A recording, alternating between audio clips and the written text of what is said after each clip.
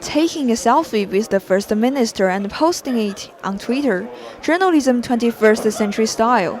140 young people from schools throughout South Wales were invited to the News Academy Conference, which is the brainchild of News UK's Cardiff born Director of Communication. And the News Academy is our investment in the future of our industry, and it's a real joy to come back to Cardiff, where I studied and where I grew up actually, and see all these young people from schools across South Wales coming here, hopefully for us to whet their appetite in pursuing a career in journalism.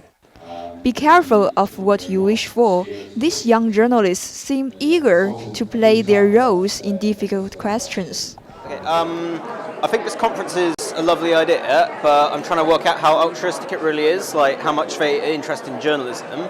I mean, they're handing out stuff like this saying subscribe to the Times, like this is put on by News International, a company that's got very bad press recently. They're saying like the editor of The Sun is the most important media position in the UK, which you could argue it isn't. I mean, I'm trying to work out to what extent this is actually a good thing.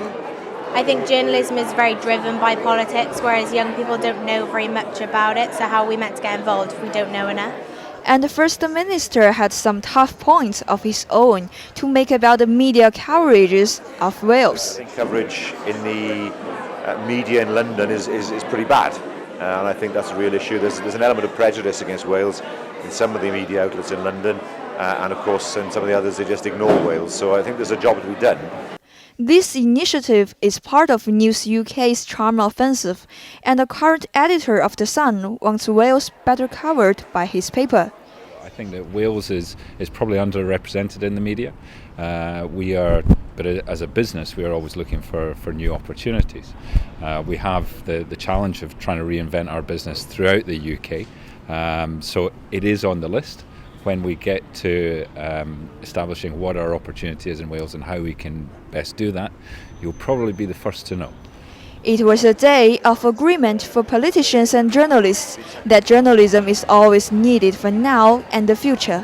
There's always going to be a role for journalists. There's always a role for people who need to explain things to the public, to discover what's going on, to expose wrongdoing. I mean, regardless of changes in the media, the challenges of Facebook and Twitter, those people are always needed. It's unlikely Wales will run out of journalists to grill the First Minister. Today's conference in the Pierhead building was oversubscribed.